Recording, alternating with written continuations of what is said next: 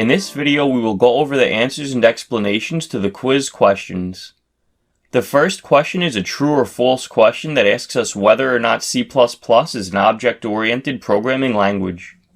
The answer is true. C++ supports programming with classes and objects, and is therefore an object-oriented programming language.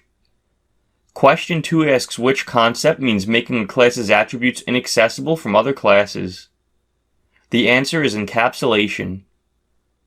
Question 3 says blank means many forms and that classes can have different functionality while sharing a common interface. The answer is polymorphism. Poly means many and morphism means forms.